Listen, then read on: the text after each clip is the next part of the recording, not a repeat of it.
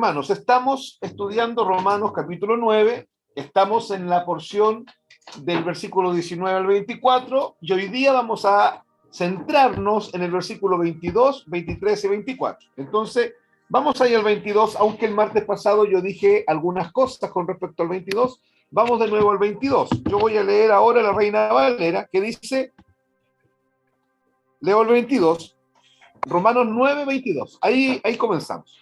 Y que, si Dios, queriendo mostrar su ira y hacer notorio su poder, soportó con mucha paciencia vasos de ira preparados para destrucción. Bien, la semana pasada yo alcancé a tocar dos cositas que eran importantes. Primero, les mencioné que el versículo 22 nos hablaba de algo que se llama longanimidad, ¿ya? Longanimidad. Esta longanimidad tiene que ver justamente con una paciencia estirada, les explicaba yo, ¿se acuerdan? Como un elástico, que no solamente es paciencia. Quizá aquí no lo dije el martes pasado, pero lo quiero decir hoy día. Y quiero repetir algo que varios de ustedes saben, pero nunca está de más que yo lo diga. Y es que el idioma en el que fue escrito el Nuevo Testamento, el griego koiné, a diferencia de nuestro idioma español, el idioma español es un idioma rico, muy rico en sinonimia y antonimia. Ya, si yo quiero decir algo con un adjetivo, hay muchos adjetivos para poder decir la flor es bella, la flor es linda, la flor es hermosa, la flor es bonita, y estoy diciendo la misma cosa. Eso es en el español. En el griego la cosa funciona de otra forma. No hay tantas palabras para decir lo mismo, pero hay una palabra, tiene varios conceptos, ¿ya? Y eso es sumamente importante. Una palabra puede tener más de un concepto. Y aquí nos encontramos con la palabra paciencia, que en este caso es longanimidad. Pero también, hermanos, quiero mencionarles que existe la paciencia que se conoce como la macrotumia. Macro, grande, ¿ya? Tumia, carácter o genio. Macrotumia significa de largo carácter o de gran carácter o de gran genio. Macrotumia. ¿Han escuchado ustedes una expresión chilena que es esta persona es de mecha corta? Ya, esa persona no tiene macrotumia. ¿Ya? Es una persona que tiene una capacidad de resistencia grande. Eso es macrotumia y eso significa paciencia en griego. Pero también está otra paciencia que es la upomone, con H. Upomone. Upo, bajo, mone, presión. Es estar bajo presión. Entonces está la macrotumia, que es una paciencia que Dios nos da para relacionarnos con la gente. Y está la upomone, que es una paciencia que Dios nos da para vivir las situaciones que nos toca vivir, que son cosas diferentes. ¿Se entiende, no? Una cosa es tener un carácter grande para poder llevarme bien con mi colega de trabajo, que es medio difícil de carácter, y otra cosa es tener una paciencia que es una upomone, que es una resistencia frente a un cáncer de 4 años, por decir algo, o a una enfermedad de 15 años, o a una situación laboral que se está prolongando, o a una escasez económica, no sé. Pero la macrotumia es largo carácter o gran carácter, y la upomone es resistencia bajo presión. ¿Se entendió? Y está esta otra que es la longanimidad, que es una paciencia estirada, alargada. Y en esa paciencia nos está hablando aquí el texto. Y dice que esta longanimidad el Señor la tuvo con los vasos, como dice el versículo 22, dice, y que, si Dios queriendo mostrar su ira y hacer notorio su poder, soportó con mucha paciencia los vasos de ira. Ya. Esa expresión ira en griego es orge, O-R-G-E. Y orge tiene que ver con un atributo de Dios. Sería bueno que lo anotaran tal cual. La ira de Dios es un atributo de Dios. Y esto es lo que cuesta que hoy día en la religión la gente lo entienda, porque la gente no quiere aceptar que Dios es un Dios de ira. Aceptan que Dios es un Dios de amor, pero que Dios pueda tener ira, eso es inaceptable. Entonces, cuando nosotros venimos y le decimos, no, si Dios está airado con el ser humano porque el ser humano es un pecador, ese evangelio nadie lo recibe, porque la gente está acostumbrada a oír que Dios es amor y Dios nos ama, no importa lo canalla que somos, Dios nos ama igual. Y claro, Dios es amor y nos ama, pero al mismo tiempo Dios es santo. Y desde su santidad, que es un atributo de Dios, brota otro atributo que es la ira de Dios. Y la ira de Dios, para definirla de alguna manera, es la reacción santa y espontánea de un Dios santo frente a la más mínima manifestación de pecado en el ser humano. O sea, si hay pecado, Dios va a manifestar su ira. Pero aquí, dice el texto, que Él ha manifestado su longanimidad para los vasos de ira. O sea, me está hablando de que hay vasos que están bajo la ira de Dios. La expresión vasos que usa el apóstol Pablo acá tiene que ver con una figura que él está usando para referirse a la humanidad. Yo anoté algo que quiero leer. Vasos de ira. La palabra ira es orge. El significado que traduce literalmente orge es indignación, castigo y furia punitiva. ¿Se acuerdan que lo dije el martes pasado? Sí. Entonces el texto diría, Dios soportó, resistió los vasos de indignación, los vasos que eran candidatos para el castigo, vasos que deberían ser punidos, castigados punitivamente con furia. Esta sería la forma de parafrasear lo que dice el texto. ¿De acuerdo? ¿Cómo sería cuál la forma? Dios soportó, resistió los vasos de indignación, los vasos que eran candidatos para el castigo, vasos que deberían ser punidos o castigados punitivamente, ¿ya? Con ira, con furia, con la furia de Dios, porque ira orge es furia punitiva, ¿de acuerdo? Así debiese decir el texto. Ahora, hermanos, ¿dónde entramos en problemas aquí? Y ahora vamos a entrar quizás en la frase más complicada del versículo 22 y en la frase más complicada del capítulo 9, la que voy a mencionar ahora. Pero, ¿cuál es el problema? Como esa frase es tan compleja, la que viene ahora, la que dice preparados para destrucción, antes de explicarla, yo quiero decirles a ustedes cuál es el problema. Nosotros, lamentablemente, el ser humano funciona con paradigmas mentales. Hoy día la mercadotecnia, eso lo sabe muy bien, entonces la mercadotecnia usa todo esto de los paradigmas mentales. La publicidad usa esto de los paradigmas mentales y no tiene ningún problema ellos de invertir millones de dólares en establecer una necesidad. Hoy día la mercadotecnia crea necesidades que el hombre no tiene. El hombre no las tiene y de repente eso que no existía se vuelve una necesidad, pero porque los publicistas dedicaron millones de dólares y mucho tiempo a hacer que en mi cabeza apareciera un paradigma. ¿Qué es lo que es un paradigma? Es un modelo de pensamiento, es como un comando que empieza a guiarme, me empieza a comandar en mi mente, en mi forma de pensar. Y hay patrones sociales, hay patrones socioculturales que nosotros, sin darnos cuenta, los vamos acogiendo en nuestra vida. Los vamos acogiendo en la crianza, los vamos acogiendo en la preparación académica y con el grupo laboral que tenemos.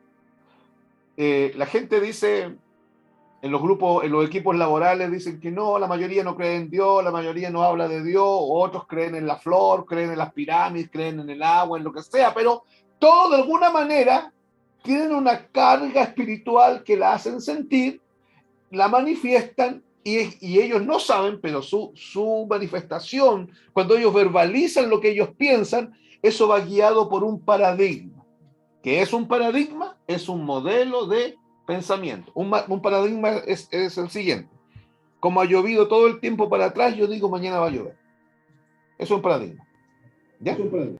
¿Qué es lo que hace el Evangelio? El Evangelio viene a romper y a quebrar los paradigmas humanistas y a establecer nuevas formas de pensamiento. Ahora, en este paradigma, en esto que estamos conversando, hay un paradigma que está arraigado en el pensamiento de la gente, sobre todo en el latinoamericano. esta idea de que Dios tiene dos grupos. Un grupo para condenación y un grupo para salvación. Esa idea está. Da vuelta. Da vuelta en la religión, da vuelta en el mundo católico, da vuelta en el mundo evangélico, da vuelta por aquí, da vuelta por allá, y está. Sin ser muy teológicos, sin ser muy profundos, sin ser frases realmente teológicas, la gente cree eso. Yo les decía el martes pasado que de repente algunos dicen, bueno, no estaría del Señor nomás. ¿Han escuchado frases como esa, no? O han escuchado cuando alguien de iglesia dice, bueno, mi hijo no, hace 15 años que no va a la iglesia, pero como es del Señor, va a volver o va a llegar. Ya, todas esas frases indican que la gente tiene paradigmas mentales. Entonces vienen a la Biblia, leen Romanos 9, llegan al versículo 22 y empieza a funcionar el paradigma mental. Y ellos leen, y esto nos pasa a nosotros también. Leemos con un paradigma mental y no leemos lo que dice el texto, sino que el paradigma nos genera una tendencia. Los paradigmas son tendenciosos, hacen que nosotros leamos según el paradigma. Y aquí, cuando alguien viene y lee vasos de ira, inmediatamente la gente dice en su cabeza, ah, Dios tiene vasos de ira. Porque más bajito leen preparados para destrucción. Ah, Dios preparó gente para destrucción.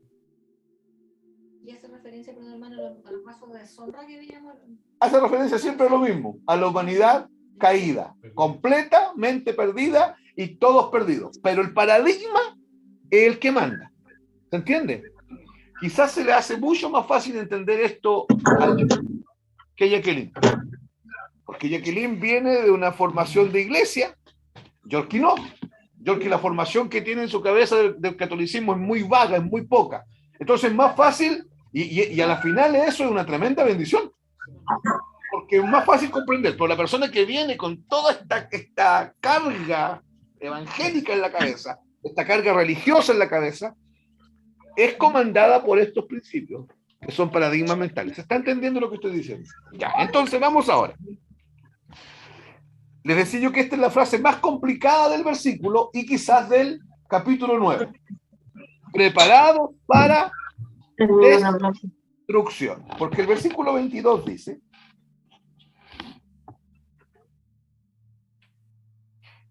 ¿y qué si Dios, queriendo mostrar su ira, ya lo dijimos, y hacer notorio su poder, soportó con mucha paciencia, longanimidad, lo explicamos, los vasos de ira preparados para destrucción? Ya, veamos esa frase. La palabra preparados, anoten ahí en sus notas, preparados, 2 puntos, en griego es katartizo, con K. Katartit, T-I-T, Z-O. Voy a escribírsela aquí, hermano, a ustedes. Katartizo. ¿Ya? Esa es la palabra en griego, para preparados. ¿Se acuerdan que les dije que cuál es la característica del idioma griego, del koiné? ¿Es rico en qué? En conceptos. O sea, un vocablo. Ya, entonces, katartizo significa completos. Es un concepto. Anótenlo, completos. Aptos. Ajustados. Encaminados. Constituidos y equipados. Todos esos conceptos son catartizo, pero significan cosas diferentes. Sí. Estar completos no es lo mismo que estar encaminados, ¿cierto?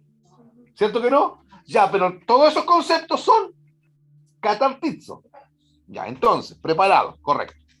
Ahora, ¿cuál es la complicación de la palabra preparados aquí, en este versículo? Podría ser cualquiera de las otras acepciones, pero los copistas utilizaron la palabra preparados. El cuestionamiento que surge en esta frase es que la primera impresión que da es que es Dios quien preparó esos vasos de ira? Uno lee Como constituido. y a la primera que viene, lo primero que viene a la cabeza es que Dios preparó esos vasos de ira. Ya, ¿y por qué ocurre eso? El paradigma. Por el paradigma, ¿de acuerdo? Eso es a raíz del paradigma, pero esa es la primera impresión que uno tiene. Uno lee aquí, uno lee Romanos 9, llega ahí, y lo primero que viene aquí, Él los preparó. Él preparó al ser humano como brazo de ira. Él preparó a la humanidad, perdón, a estos vasos para ser castigados. ¿Ya? Esa es la primera impresión. Pero no es lo que el texto está diciendo, hermanos. No es lo que el texto dice. Esto, anótenlo ahí, por favor. No es lo que el texto dice. ¿Qué es lo que el texto no dice? Que Dios preparó esos vasos de ira. Dice que están preparados, pero no dice que Dios los preparó. ¿Se entiende? Y asumir que Dios los preparó es erróneo. Porque el mismo texto, que viene más abajito, nos va a ayudar a corregir la mala interpretación. Ahora, ¿cómo entender que no es Dios el que preparó los vasos de ira para destrucción? Primero, no es lo que la frase está diciendo. La frase no dice, Dios preparó a los vasos de ira para destrucción. ¿Cierto que no dice así? No, no dice. Ya, dice que estos vasos están Preparado. pero nos dice que el que los preparó fue Dios. Entonces, lo primero que tenemos que tener claro. Lo segundo es que Dios no necesitaba ni necesita preparar a nadie para destrucción. Porque todos los seres humanos nacen separados de Dios, encaminados ¿hacia dónde? Hacia la condenación eterna, hacia un pago. ¿Cuál es el pago de la humanidad? Arder en las llamas eternas. Entonces Dios no necesita preparar a nadie para ira. ¿Por qué no necesita preparar a nadie para destrucción? Porque ellos ya estaban preparados. Ya eran vasos de ira. Ya eran vasos de deshonra. Ya eran vasos condenados. ¿Se entiende? ¿Se entiende, hermanos? Sí. Pero, hermanos, esto nadie lo dice. La gente lee e inmediatamente asume, Vladimir, Dios los preparó. Pero el texto no dice que Dios los preparó. No dice eso. Y enseñar eso es tendencioso y es peligroso y nos saca totalmente de la doctrina cristiana y se enreda todo. Todo. No se olviden, hermanos, además, hermanos que están en su casa, que en el Evangelio no puede quedar ningún eslabón en el aire. Todo tiene que ver con todo. Todo tiene que estar perfectamente alineado. Eso se llama en teología hegemonía. Un hilo conductor que une todo. No puede haber ninguna doctrina suelta o aparte de otra. Ya. Entonces, Dios no necesitaba preparar ningún vaso de ira porque ya estaban sin intervención alguna de Dios. Ya eran vasos de ira, ya estaban condenados. Nadie necesita ayuda de Dios para pervertirse, porque el hombre es pervertido. ¿Se acuerdan que leímos Isaías la semana pasada? ¿Qué decía? Que de la cabeza a los pies el hombre era una llaga podrida. ¿Y todos eran acá arriba? Enfermos de la cabeza. ¿Se acuerdan? Pero Romanos 1 dice que el ser humano es un depravado, que el ser humano Isaías dice que el ser humano son hijos depravados, son generación, dice, o pueblo cargado de maldad. No dice que son pueblo, que el ser humano es malito, que es malilla. No, dice que es un ser cargado de maldad. Entonces, estos elementos que yo estoy diciendo son sumamente importantes para decir que el hombre no necesitaba ser preparado por Dios para pervertirse, porque el hombre viene totalmente pervertido, o sea, viene preparado para ser un vaso de deshonra, un vaso de ira para destrucción. Ok, no es Dios el que está haciendo eso.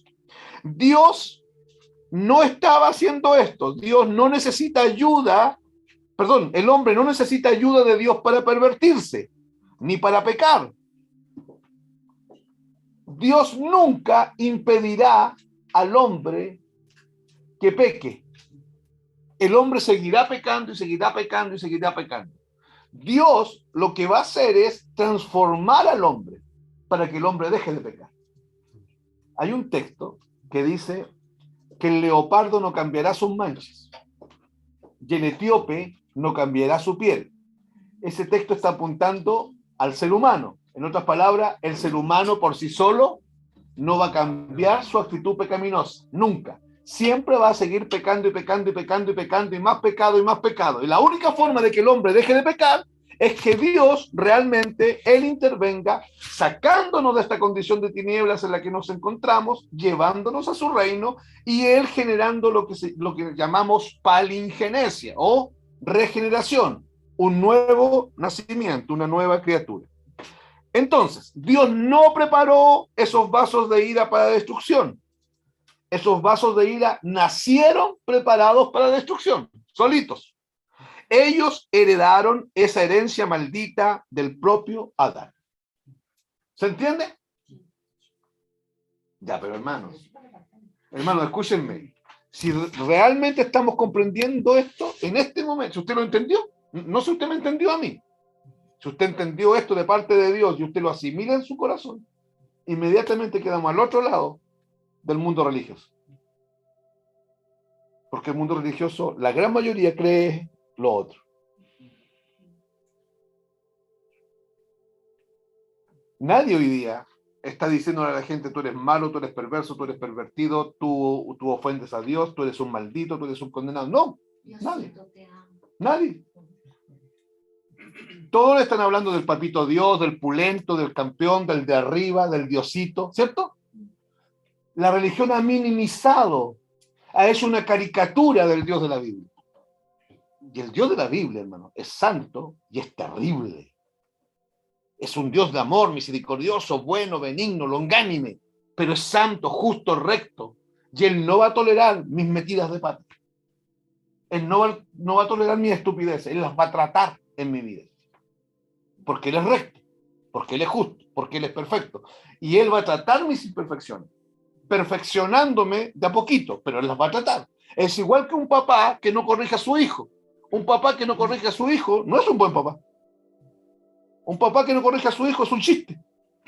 Y cuando sea grande, el hijo le va a pasar la factura al papá.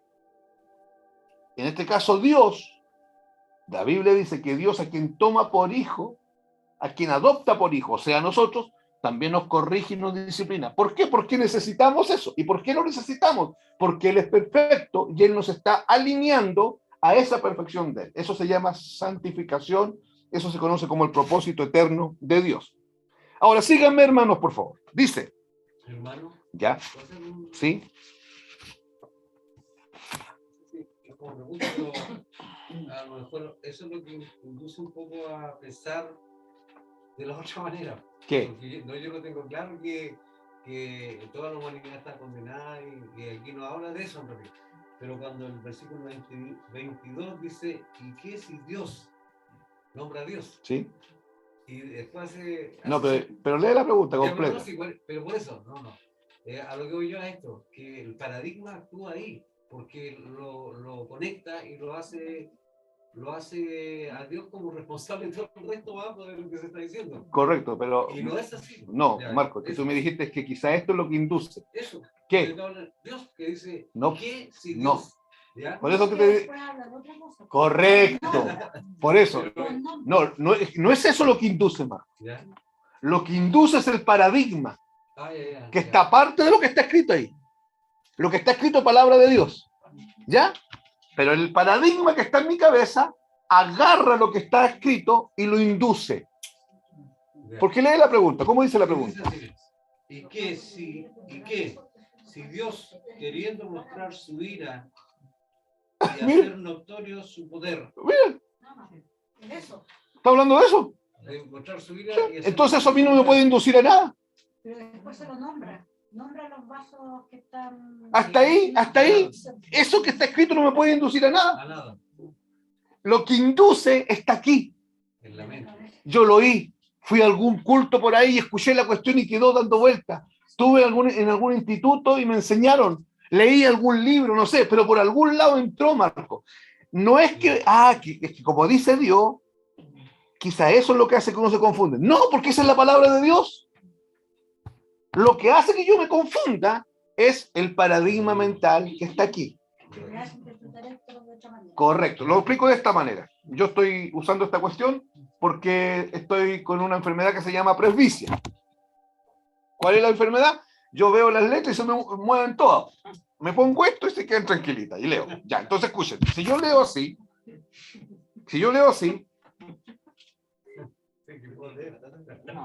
algo voy a leer, espérenme. ¿Cuál es la cualquiera? Escúchenme, ¿cuál es la cualquiera con la palabra pregarabas aquí? Ya, traté de leer una pregunta con un paradigma. Ahora me quitan el paradigma y me ponen el pensamiento de Dios. Esto. Este es el pensamiento de Dios. ¿Cuál es la complicación con la palabra preparados aquí? Cuando yo leo sin el Evangelio, esto es el Evangelio. Cuando yo leo sin el Evangelio de Cristo, entiendo cualquier cosa y voy a entender lo que mi cabeza escuchó por ahí. Ese es un paradigma. ¿Entienden? Así funciona. Pero si yo leo con esto, con el Evangelio me va diciendo, no, está mal, eso que pensabas está mal. Yo se lo voy a demostrar. Yo, hermano, yo desarrollo las temáticas de una forma que se llama enseñanza temática, y yo respondo todas las preguntas que surgen y todos los contraargumentos que hay con respecto a esos textos. Así está hecha la enseñanza que usted está recibiendo. Por eso quiero que veamos lo que viene ahora, porque se les va a aclarar. Ahora, escuchen. Imaginemos si Dios hubiese preparado esos vasos para destrucción. Imaginemos que fue así. Si nos colocamos en esa posición, tendríamos que estar diciendo que Dios fue quien colocó, escuchen, la maldad dentro del hombre. Si es que Dios preparó esos vasos de ira para destrucción, para ser destruidos. ¿Por qué? Porque son malos. Y si Dios los preparó, entonces yo tengo que inferir que Dios colocó la maldad dentro del hombre. ¿Sí o no? Claro, que no pueden destruir gente que no es mala. Ya, y si Dios los preparó para ser destruidos, significa que Dios también les puso la maldad dentro. Lo que no es así. Yo estoy haciendo una hipótesis aquí para que entendamos. Ahora, preparó el mal dentro del hombre para después condenar al hombre. Si eso es así, estamos hablando de un Dios arbitrario, malo y perverso, que no es el Dios de la Biblia. ¿Ya? Y además estamos hablando de un Dios necio, que hace una cuestión y termina haciendo otra. Un Dios inconsecuente, incongruente. Y ese no es el Dios de la Biblia. Sería necio pensar que Dios prepararía al hombre en el pecado y la maldad para después condenarlo. Tiene sentido, ¿no? Tiene sentido hacer tanta maravilla, tanta creación, tanta cosa extraordinaria, y en medio de todo eso crear al hombre, poner maldad en él, hacerlo pecar para destruirlo. Sería súper ególatra. ¿Tiene sentido eso? No, eso sería ser masoquista.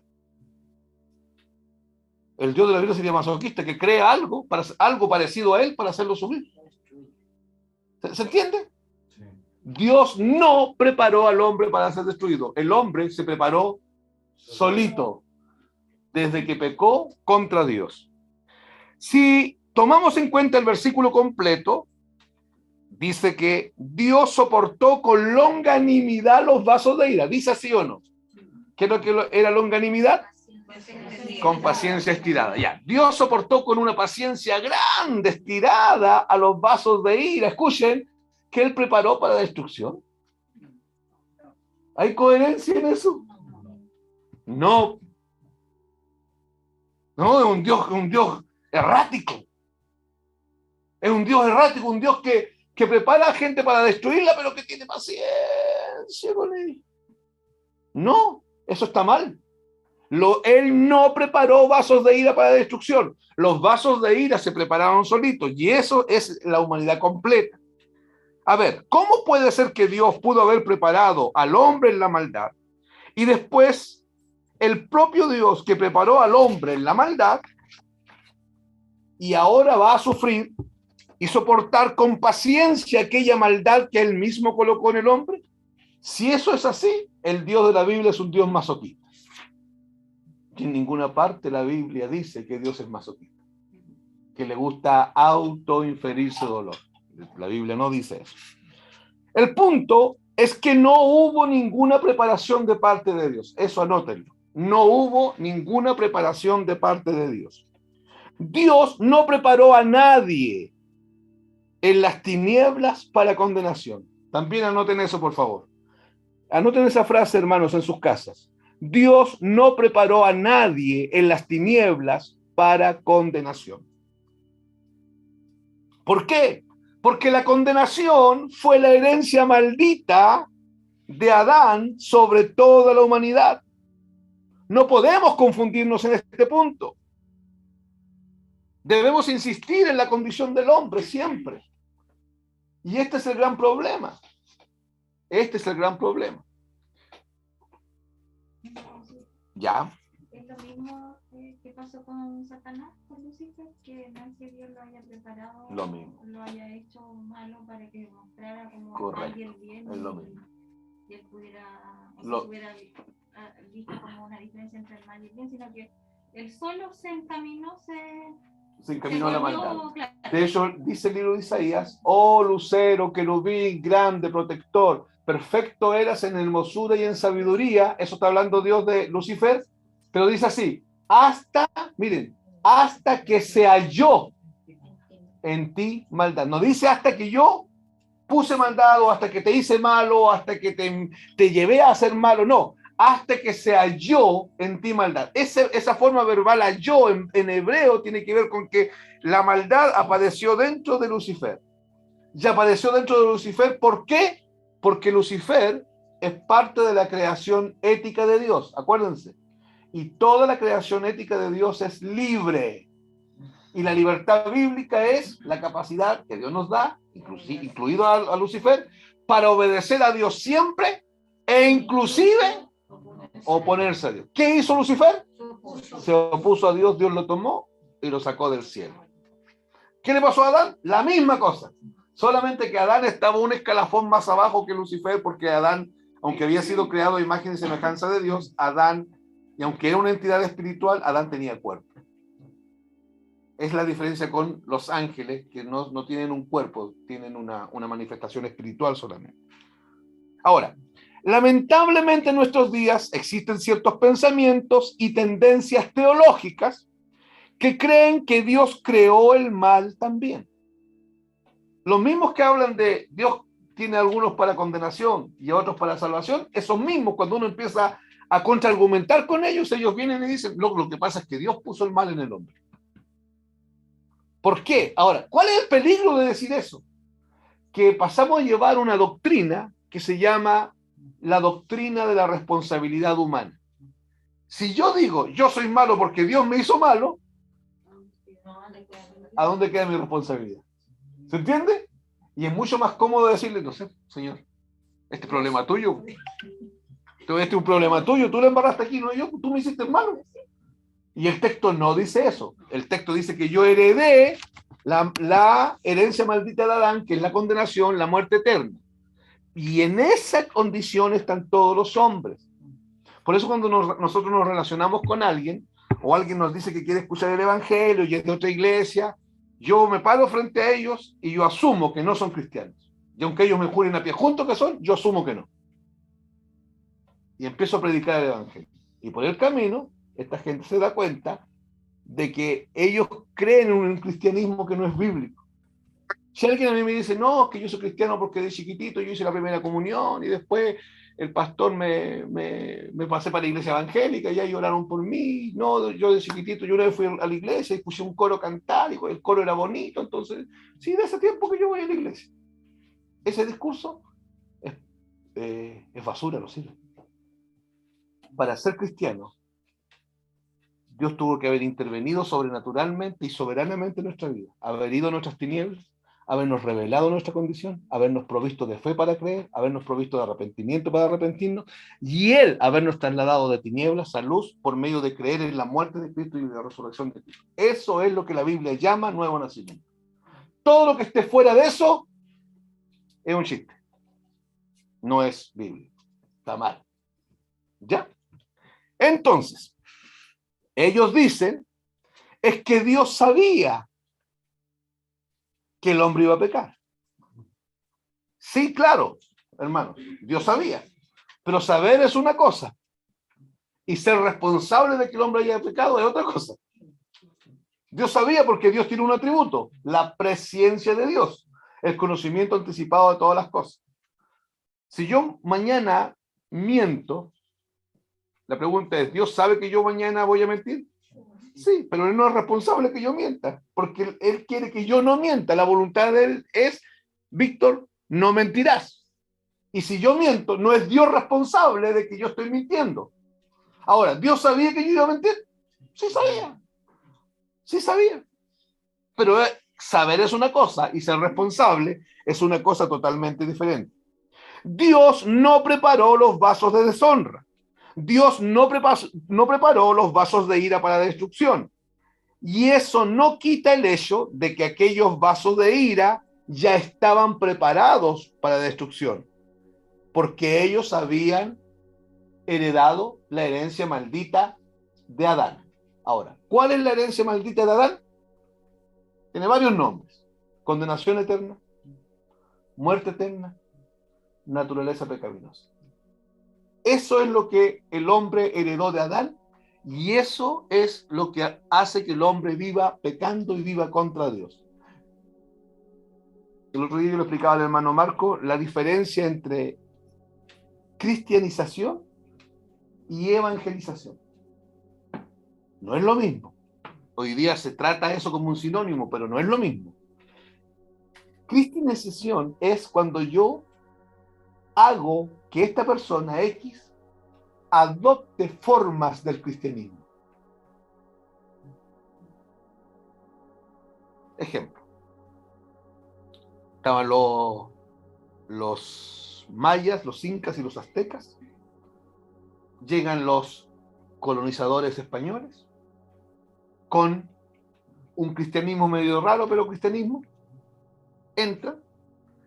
Ellos están acá con todo el culto, los aztecas a Huitzilopochtli, todo el culto a la serpiente antigua, y con fiestas, la fiesta del trigo, la fiesta del maíz, la fiesta de la luna, la fiesta de Año Nuevo, la fiesta del viento, la fiesta de la tierra, bien como 9 fiestas que ellos celebraban.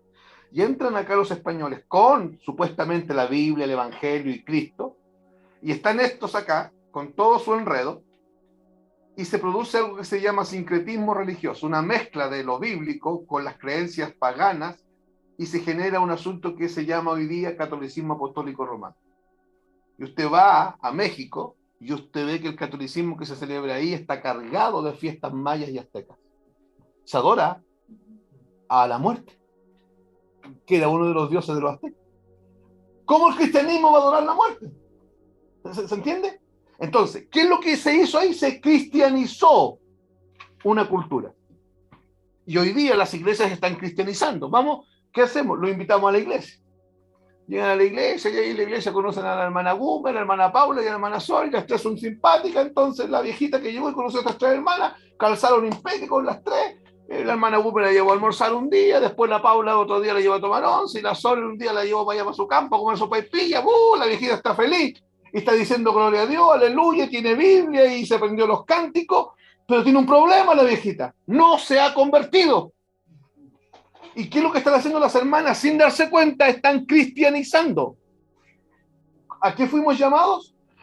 A evangelizar. ¿Y qué es evangelizar? Es decirle, tú estás perdido, tú estás en tinieblas, Tú estás lejos de Dios, tú le perteneces a Satanás, tú tienes que arrepentirte, tú tienes que creer en el Evangelio ahora, si no, tú vas a arder en las llamas eternas. Eso es evangelizar, pero eso tiene un costo, que es que si es tu tío, no te hable nunca más.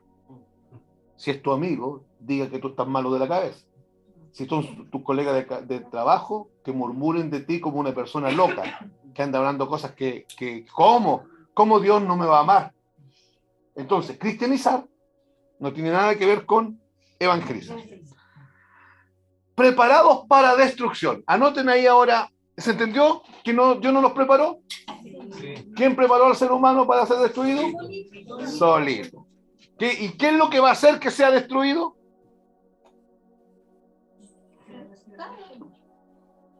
¿Qué va a hacer? ¿Cómo? ¿Qué es lo que va a hacer que él sea destruido? No. ¿Qué es lo que va a hacer que él sea destruido? Eso es lo que no se nos tiene que olvidar nunca. Cristo muere en la cruz del Calvario a causa de la condición del hombre. Una condición separada de Dios. ¿Ya? Ya. Destrucción. 2 puntos. En griego. No, ahora destrucción. La palabrita destrucción. 2 puntos. En griego. Apoleia. A-P-O-L-E y latina A. Apoleia.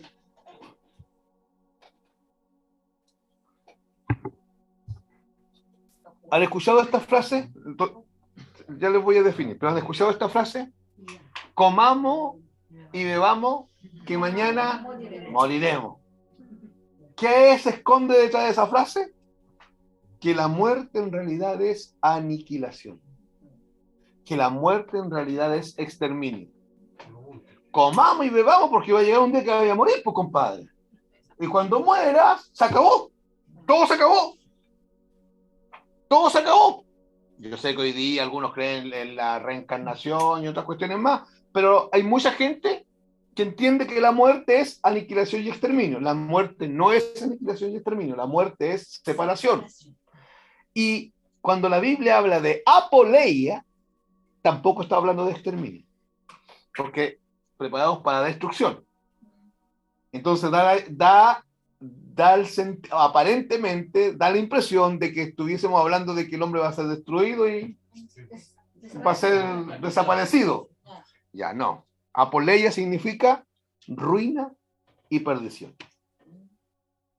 O sea, la humanidad se preparó solita para ruina y perdición eterna. Pero va a seguir sufriendo el ser humano. Eternamente, el infierno va a seguir ardiendo eternamente sobre él. Eternamente. Millones y millones y millones de años en la eternidad, el hombre va a seguir sufriendo. No es que después de esta vida no hay otra. ¿Ya? Entonces, parafraseando, la cosa sería más o menos así. Dios soportó los vasos de ira preparados. Preparados significaba completos, ajustados, aptos, constituidos, encaminados. Para perdición, para ruina, ¿cierto? El hecho de que estén preparados no significa que Dios los tenía preparados para perdición.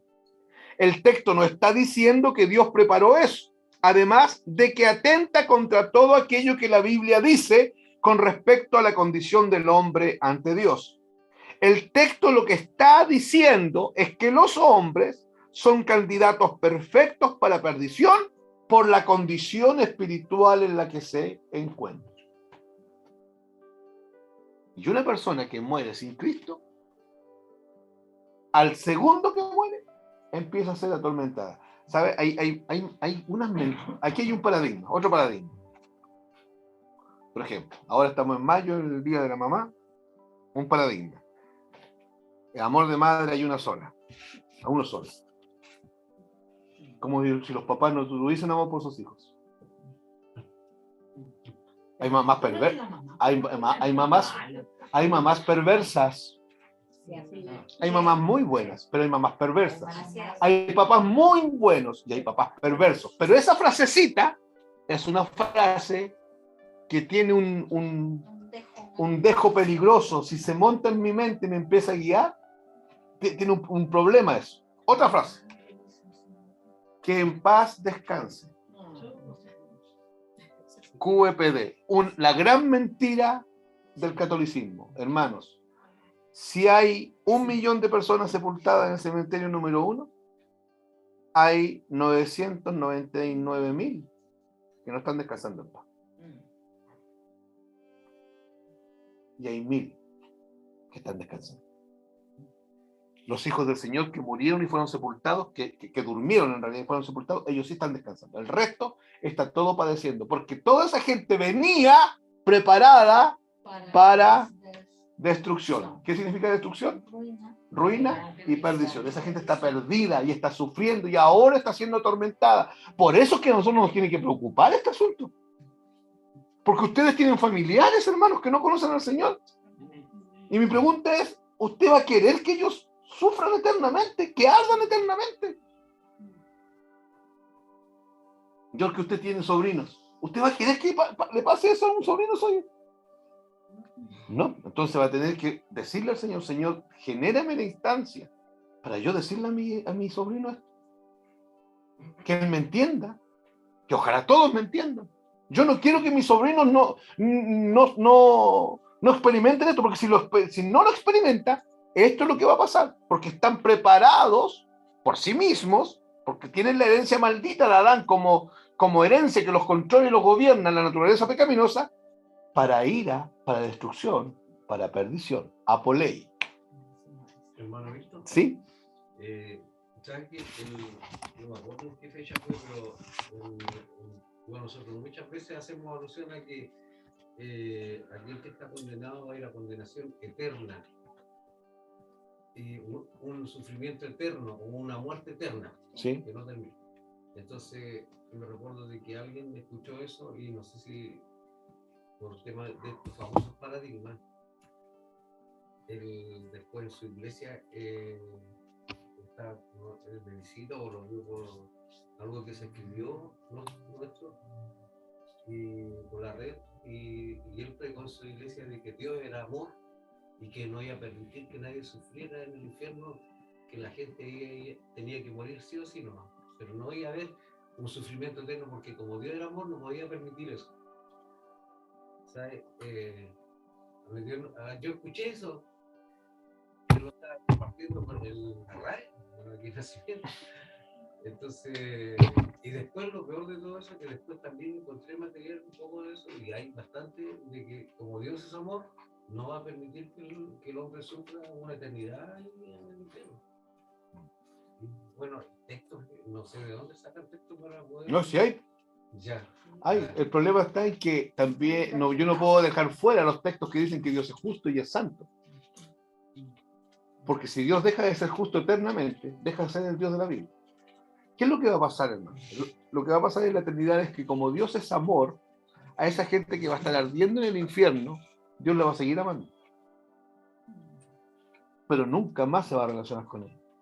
Y él no va a detener el castigo. Porque él es santo y es recto. Y en el caso nuestro, nos va a seguir amando y no nos va a castigar, porque el castigo que había para nosotros lo recibió Cristo en la cruz del Calvario. Por eso es que nosotros vamos a gozar de su presencia, pero él va a seguir siendo justo.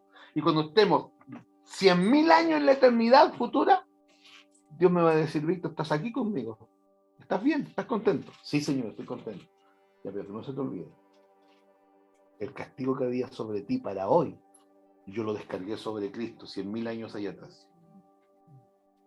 Eso es tremendo. Porque la muerte de Cristo aseguró nuestra vida eterna y un perdón eterno, una redención eterna. Así lo enseña la Biblia. Ya. Aquí se repite lo que venimos hablando. Es Dios usando casos perdidos para el cumplimiento de su propósito. Es así como el trato con Faraón, con Judas. Entonces, ¿por qué Dios soportó con longanimidad esos vasos de ira? Hay un propósito. para resistirlos, para aguantarlos, para tolerarlos. Dios tenía algo en mente. Por eso Él quiso soportar eso. El versículo 22 nos dice la razón. Él soportó eso porque Él quería mostrar su ira. Así dice, ¿cierto? Su indignación. Y quería dar a conocer su poder sobre los vasos de ira. La pregunta es, ¿por qué Dios tuvo que esperar y soportar eso? Porque dice que la longanimidad de Dios hizo que Él esperara, que Él aguantara, que Él resistiera, que Él soportara los vasos de ira. Pero Él quería manifestar su poder sobre los vasos de ira. ¿Cierto? Ahora, ¿cuáles son los vasos de ira? ¿Es un grupo de la humanidad? Toda la humanidad. Y Él quería manifestar su poder sobre los vasos de ira. Su poder salvador. Cristo. Y Él resistió, estiró la paciencia lo más posible hasta que apareciera Cristo. Porque Cristo era el único que iba a poder hacer que los vasos de ira dejaran de ser vasos de ira. Que era para los vasos de ira. Pero los vasos de ira no es un grupo. Los vasos de ira es toda la humanidad. Amén. Verso 23. ¿Cómo dice? A ver.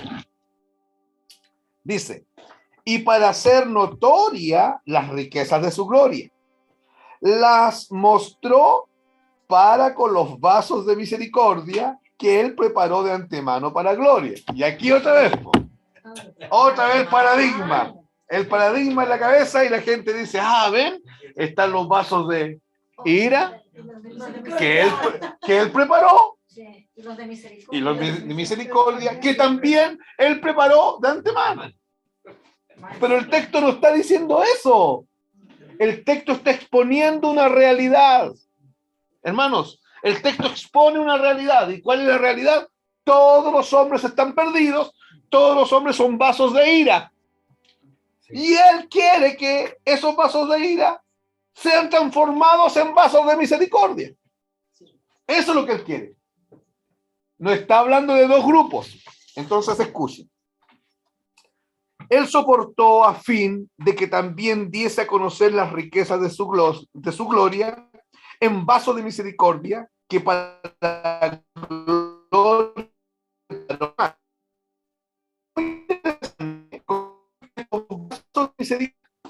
El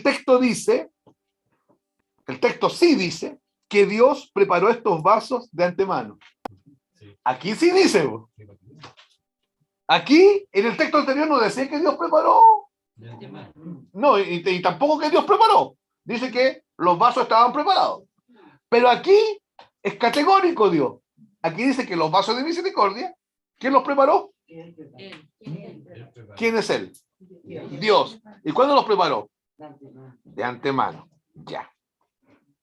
Aquello que estamos leyendo obedecía a un proceso y a un tiempo de Dios. En otras palabras, Él afectó dos situaciones en un mismo camino. Dios tomó un procedimiento que afectó dos situaciones. Explico. Anoten ahí. Letra A. Manifestar su ira. Letra A. Manifestar su ira y su poder sobre los vasos de ira. O sea, toda la humanidad son los vasos de ira. Y Dios quería manifestar su ira sobre toda la humanidad. Sí, pues. Porque la ira de Dios se manifiesta sobre todo pecado. Y si toda la humanidad pecó, toda la humanidad tiene que ser castigada. Pero también Dios es amor. Y Él quería manifestar su poder sobre toda la humanidad también. Letra B. Y al mismo tiempo dar a conocer sus riquezas en gloria sobre los vasos de misericordia. Esas eran las dos cosas que el Señor quería. Y al mismo tiempo. Manifestar sus riquezas en gloria sobre los vasos de misericordia. Esas eran las dos cosas, hermanos, que Dios quería hacer. Ya, entonces yo voy a parafrasear el versículo 23 para que usted lo entienda. Pero primero hagan un ejercicio, léanlo como está en la Biblia, ahí en silencio, léanlo. Échenle una miradita al versículo 23. Y yo lo voy a parafrasear para que usted entienda. Ahí en sus casas, mientras tanto, lean el versículo 23.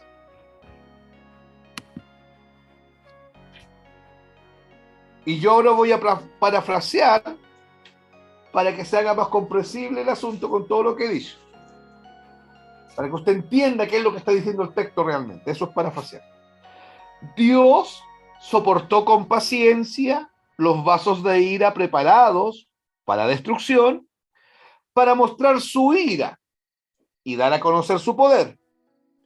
Mas también soportó todo esto a fin de dar a conocer las riquezas de su gloria a algunos de esos vasos de ira, porque todos eran vasos de ira, que en ese propósito fueron esos vasos de misericordia. Fueron transformados de vasos de ira a vasos de misericordia, que Él en su soberanía preparó de forma anticipada.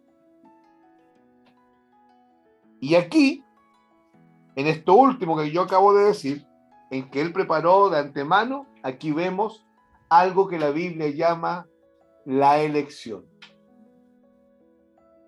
No la selección. Seleccionar algo no es lo mismo que elegir algo. Y la Biblia no habla de selección. La Biblia habla de elección. La Biblia dice, no me escogisteis vosotros a mí, sino que yo os escogí o elegí a vosotros. Él nos escogió. Pero no es que me escogió a mí por sobre Perico de los Palotes, porque yo soy mejor que Perico de los Palotes. ¿Qué es lo que es una selección? Cuando se escoge a la selección de fútbol, se toman los mejores. No, aquí no se escogieron los mejores. La Biblia dice que se escogieron los peores. 1 Corintios 1 dice que a lo vil del mundo, a lo menospreciado, a la escoria del mundo, a lo que no era, a eso escogió Dios. Entonces aquí no hay una selección. Aquí hay una elección que Dios hizo de antemano. Pero escuchen, no es que dijo, ya voy a salvar a la Vanessa, a la Yorkie, a Marco, al Nico y a la Camila. Y voy a dejar a Pedro, Juan y Diego para que se pierdan. No, Dios nunca hizo eso. Porque todos venían perdidos. Y Dios lo que hizo y está haciendo, por medio de la predicación del Evangelio, es transformar unos vasos de ira, algunos vasos de ira, a vasos de misericordia. ¿Se entiende? Eso es lo que el texto nos dice. Ahora escuchen. Primero, todos eran vasos de ira, destinados a destrucción. Destrucción es apoleia, y apoleia significa ruina y perdición. Destinados a perdición. Eso es lo que la Biblia enseña. Y Dios tenía que manifestar indignación e ira y el poder de Él sobre esos vasos de ira. Él tenía que hacerlo porque estamos hablando de un Dios justo, santo y perfecto. Mas en su soberana elección y propósito eterno, Él va, quiero que me miren, Él va caminando, Dios, en medio de todos los vasos de ira. Va caminando en medio de todos los vasos de ira y elige a algunos de esos vasos de ira para convertirlos en vasos de misericordia. Pero no es que va donde Yorkie y la compara con Julia y toma a Yorkie porque según Dios Yorkie le va a dar menos problemas que Julia. ¿Ya? Porque, hermano, yo me he dado cuenta, imagínense que nosotros que predicamos un evangelio bíblico, ustedes no oyen tonteras de mi boca, oyen constantemente cuestiones coherentes y profundas. Aún así yo de repente escucho, oye, hermano Víctor, me dicen los hermanos, Hermano Víctor, qué tremendo, esto qué tremendo. Y yo digo, ya, ahí viene la herejía. Ahora viene la herejía. Qué tremendo esto. Pero ¿qué habrá visto Dios en mí para salvarme? ¿Sabe lo que vio Dios en mí? Vio lo peor.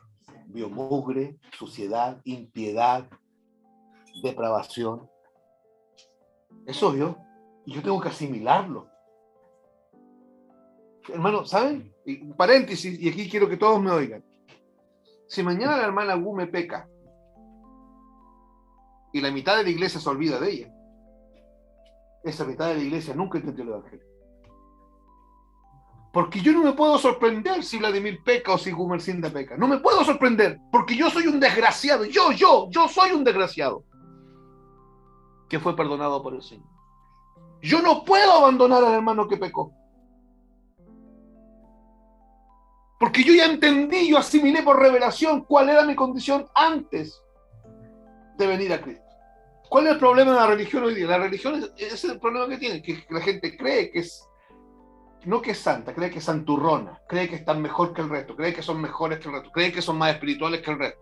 Lo miran a uno por acá. Si uno no se viste de esta manera, o no hace esto, no hace esto otro, o no camina de acuerdo a sus dogmas y a sus formas, uno no es. Corre. Además, esto es más grave que esto. La chiquilla que fornicó en la iglesia pasa susto, pero las que tienen lengua de serpiente, nadie dice nada de ellas. Las murmuradoras, nadie habla nada de ellas. Porque se puede murmurar. No que las telenovelas se pueden, entonces también se puede aquí. ¿Ya?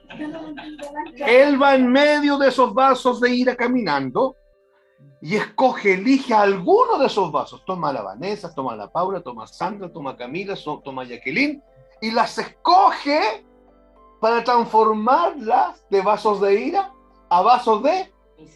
Pero hermanos, eso es según su propósito. Y acuérdense que el propósito eterno de Dios, ¿cuál es? Ser formados a la imagen de Cristo. Dios no nos llamó para grandes cosas, Dios no nos llamó para ser príncipes del Señor, ni para heredar el reino, ni para tener casa en la playa y 5 vehículos. Dios nos llamó para ser adoptados hijos suyos y para ser formados a la imagen de Cristo. Si por el camino Dios te da un vehículo, disfrútalo. Si no te lo da, bien igual, porque ¿en qué estamos metidos? En otra cosa. Estamos siendo formados a la imagen de Cristo. Si pudiste ir a la universidad y sacaste un título académico y estás desenvolviéndote laboralmente en eso, disfruta eso, vívelo tranquilo, disfrútalo. Pero si no pudiste y te tocó andar barriendo nomás, también disfrútalo, porque nosotros estamos metidos en otra cosa. No estamos metidos en este mundo, estamos siendo formados a la imagen de Cristo. Entonces, es interesante que en este caso queda claro en el versículo 23 que Dios sí preparó los vasos de misericordia. ¿Pero qué es lo que no preparó? Ya, pero que quede claro. No es que usted nació siendo vaso de misericordia. No. ¿Ya? Porque se puede entender eso. No. Usted nació siendo y Dios por el camino te escogió. No fuiste tú que lo escogiste. No fuiste tú que dijiste, ya, en realidad llevo muchos años carreteando. He sido una loca de patio toda mi vida. Llegó la hora de sentar cabeza. Ya este domingo voy a ir al culto porque yo en realidad sí está bien que ya me reconcilie con el Señor. No, eso nunca pasó. Por eso es que no le podemos decir a la gente, decida por Cristo. Venga a Cristo. Escoja a Cristo. Miren las tonteras. Ábrele la puerta de su corazón a Cristo. No saben abrir ni la puerta de la casa y van a abrir la puerta del corazón. Nosotros no podemos hacer eso porque no soy yo el que va a Dios.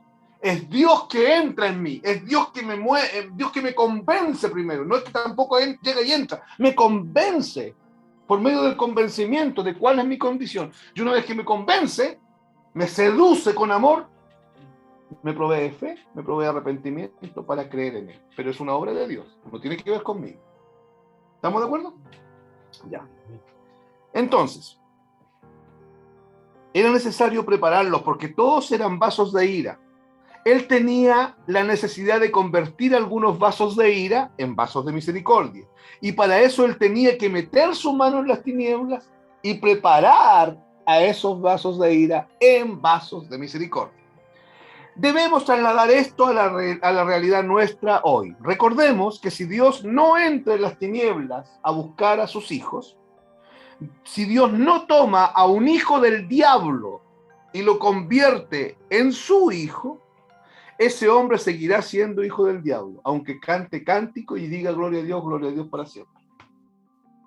Aunque le reza a María, a San Expedito y al Padre Pío, si Dios no entra en las tinieblas y lo convierte, la conversión es una obra de Dios, no es algo que yo hago.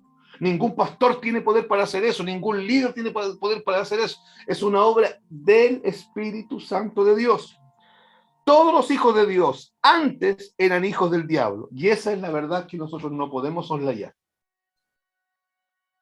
No, es que yo, como dicen algunos, es que yo soy nacido y criado en el Evangelio. No, si yo soy hijo de pastor. No, hermanos, nosotros hoy día somos hijos de Dios, pero ayer fuimos hijos del diablo. Termino aquí. Los hijos de Dios son los vasos de misericordia que antes eran vasos de ira, que solo se habían preparado para la destrucción. Pero cuando el Señor te escogió, Él te preparó de antemano para ser vaso de misericordia. Vale. Entonces Dios escogió solo a algunos. No, Dios escogió solo a uno. No a algunos. A uno. O sea,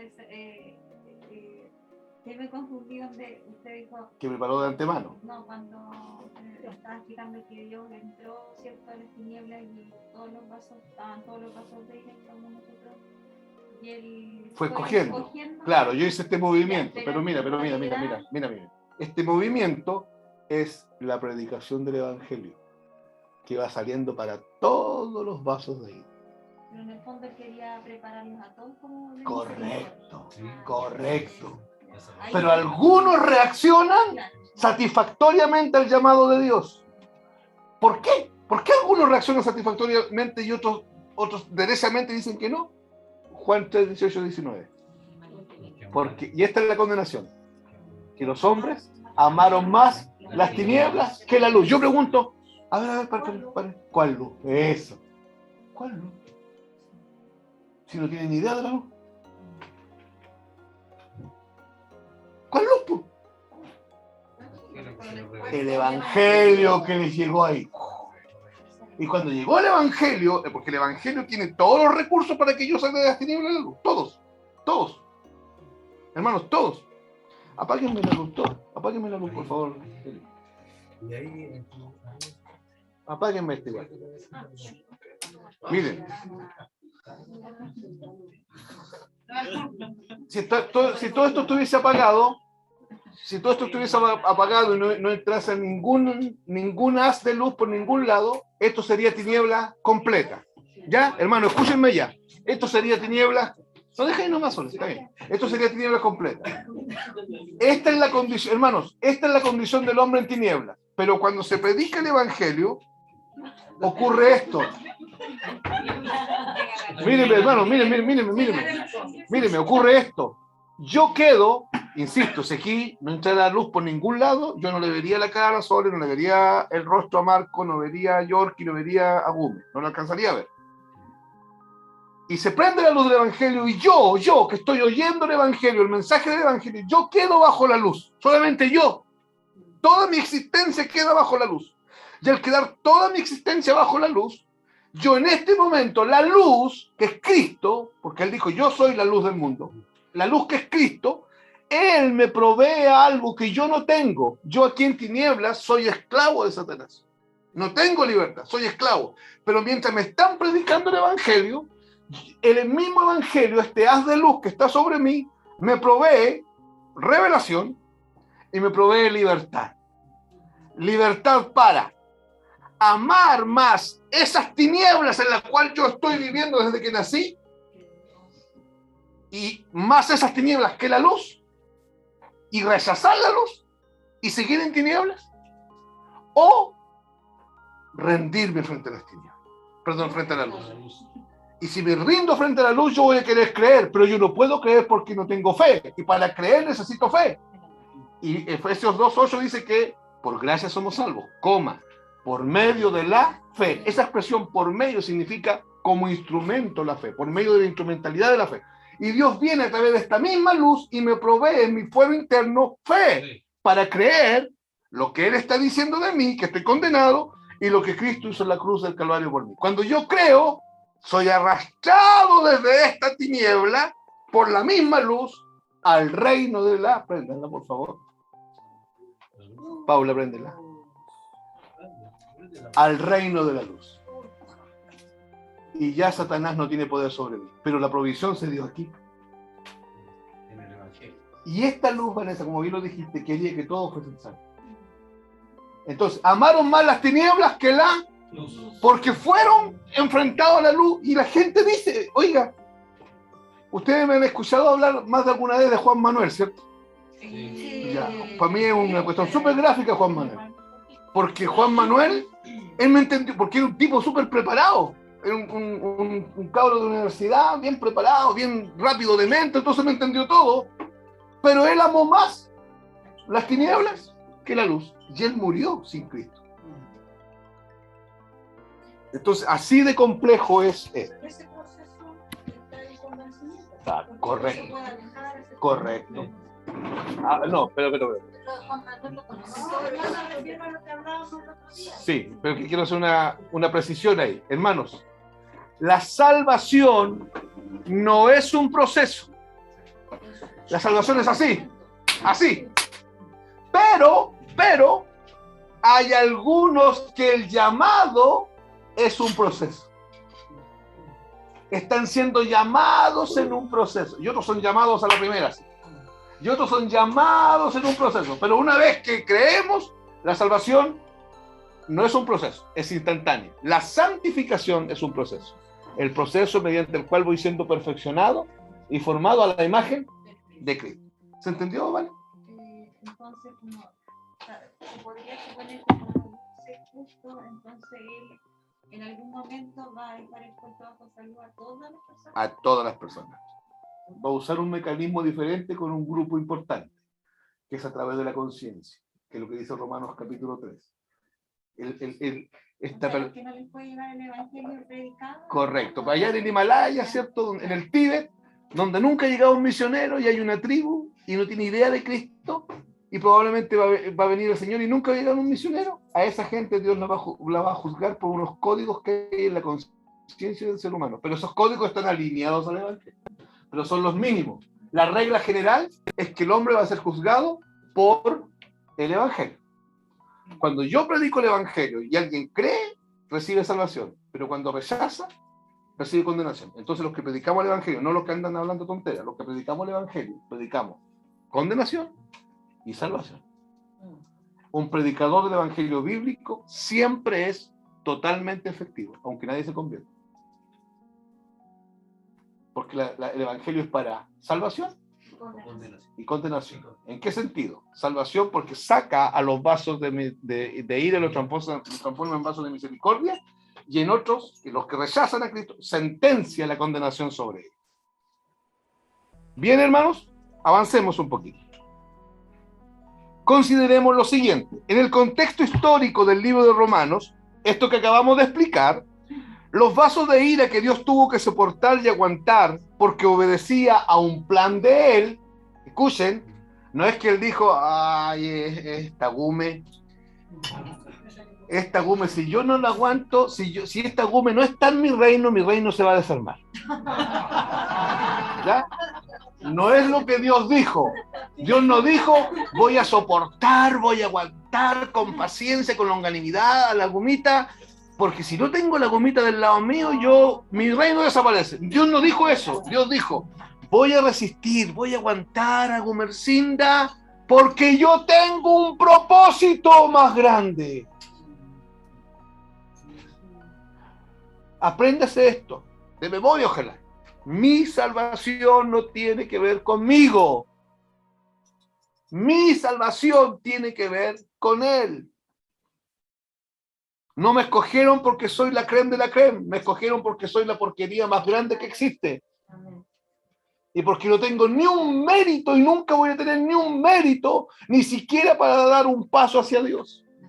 Y cuando estamos predicando el Evangelio hay que acordarse de eso, hermano, porque de repente podemos ser muy fuertes y falta de misericordia con el que no conoce a Cristo.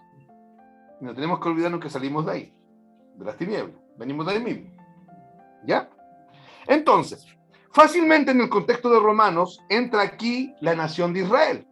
Ningún pueblo puso a prueba la paciencia de Dios más que el pueblo de Israel, la nación de Israel. Y Dios soportó con longanimidad la rebeldía de Israel porque Dios tenía un plan que tenía que ser cumplido en su tiempo. Explicando un poco más el plan. Tenía que pasar la historia con la nación de Israel. El propósito de Dios con el pueblo de Israel. Dios tenía sus ojos puestos allá adelante, en el futuro, en algo mucho más poderoso que la nación de Israel. ¿Ya? Más él tenía que pasar el proceso con la nación de Israel. ¿Por qué? Porque él había prometido que el pueblo rebelde de Israel, pueblo de dura cerviz, aquí atrás esto se llama cerviz, de ese pueblo vendrían los patriarcas, Abraham, Jacob, Isaac. De ese pueblo vendría la primera alianza o el primer pacto. Debía haber primera alianza antes de la segunda alianza, el segundo pacto. El segundo pacto es el pacto de la sangre de Cristo. Era el plan de Dios. De ese pueblo, del pueblo de Israel, de la nación de Israel, tenía que venir Cristo. Por eso era necesario que Dios, con longanimidad, aguantara a los israelitas. Pero eran un pueblo jodido.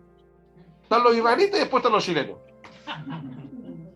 Hermano, Dios les dijo a los israelitas, no hagan esto, y lo hacían. Hermano, Dios les dio codorniz todos los días. Nosotros comemos pan con dulce de mora, con pan con mantequilla o un huevo frito en la mañana. Ellos comían codorniz, los perlas. Codorniz, el pan que comían se llamaba maná, pero era una especie de algodón con aroma a almendra y a sabor a miel, rico en nutrientes, pan del cielo.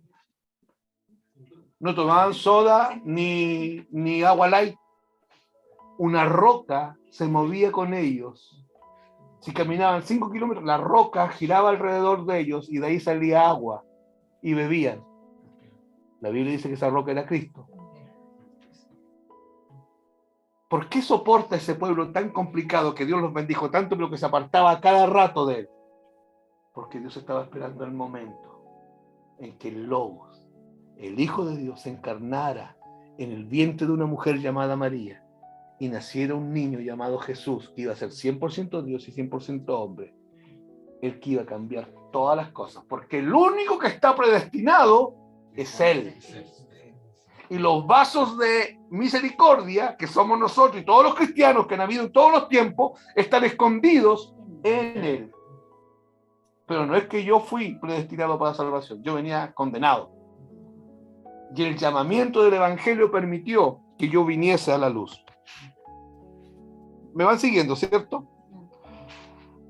Recordemos que la primera iglesia que nació de ese pueblo. ¿Por qué es que Dios tenía que pasar por ese proceso con Israel? Porque era un diseño establecido por Él mismo. La iglesia nació del pueblo judío. ¿Y por qué tenía que ser así? Porque el propio Dios había determinado y decretado que Israel fue colocado para hacer luz a las naciones. La Biblia dice así, que Dios levantó a Israel para que fuese luz a las naciones, pero no porque el pueblo iba a ser luz, sino que porque en medio de ellos iba a nacer el que era la luz de los hombres, Cristo. ¿Por qué de ese pueblo? Porque de ese pueblo, vinieron los 12 apóstoles. Fue a través de esos 12 apóstoles que después del Pentecostés muchas naciones vieron y oyeron el Evangelio por la primera vez. Y esos apóstoles eran judíos.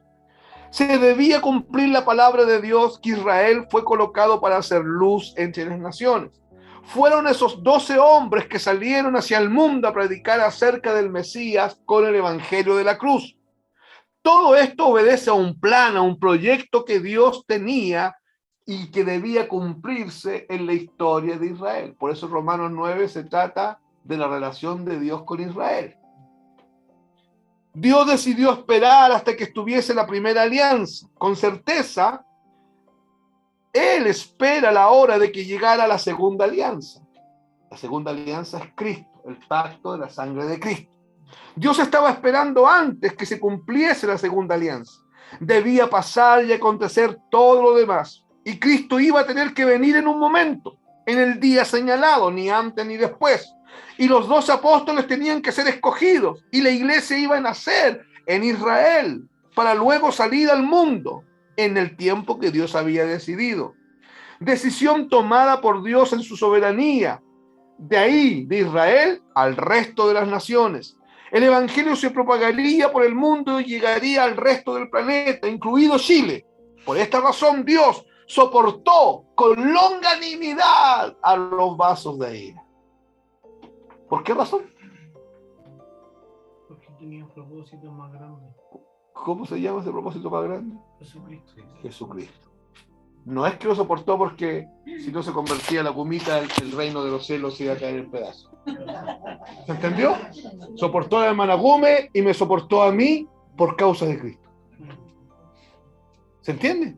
Por eso que nosotros vamos a poder llegar a nuestras iglesias locales, gente que uno dice, oye, ¿y este cómo se convirtió? Por eso. Una pregunta si una vez que Cristo ya nació y todo, ¿por qué sigue soportando?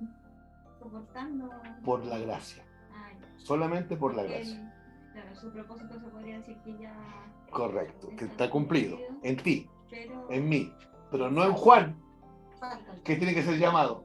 Por eso que dice el texto, hasta que haya entrado el último de los gentiles, habrá gracia. Cuando el último, ¿se imaginan el último que se salve? El último, ¿se imaginan?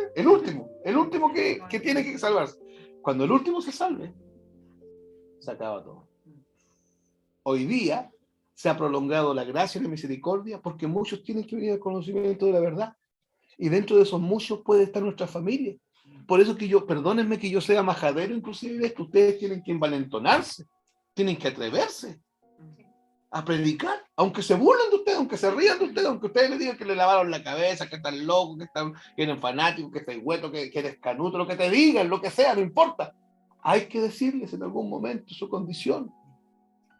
Porque si usted le dice eso, es bien probable que el Señor alumbre y llame. Y llame.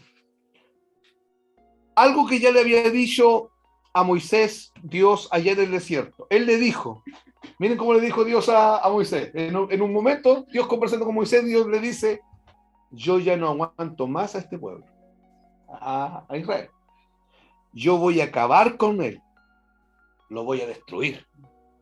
Y Moisés le dice, no, Señor, no lo hagas. En otras palabras, Israel había dado motivos de sobra a Dios para exterminarlos. Por eso el texto también dice, en el contexto histórico del libro de Romanos, que soportó los vasos de ira con longanimidad, pero después que soportó a todos los vasos de ira, porque los vasos de ira no eran solamente judíos, sino que eran judíos y de todos los pueblos, también habían entre los gentiles vasos de ira, llamados israelitas, sumados los vasos de ira que eran el resto de los gentiles, el resto de la humanidad, y de esa mezcla de gentiles y de judíos, él tomó de allí, de gentiles son el resto de las naciones, y judíos, él tomó de allí vasos de ira y los transformó en vasos de misericordia. La iglesia del Señor no es judía, nació en medio del pueblo judío, pero no es judía, es gentil. Es gentil. ¿Por qué? Porque el evangelio no estaba solamente para los judíos, estaba para todos nosotros. Llegamos al último versículo de hoy día, versículo 24. ¿Se va entendiendo, hermanos? Dice, a los cuales también ha llamado, esto es, a nosotros, no solo de los judíos, sino también de los gentiles.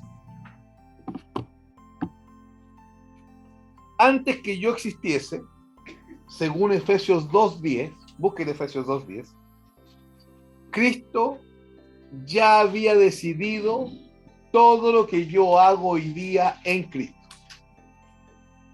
Efesios 2:10. Búsquenlo, por favor.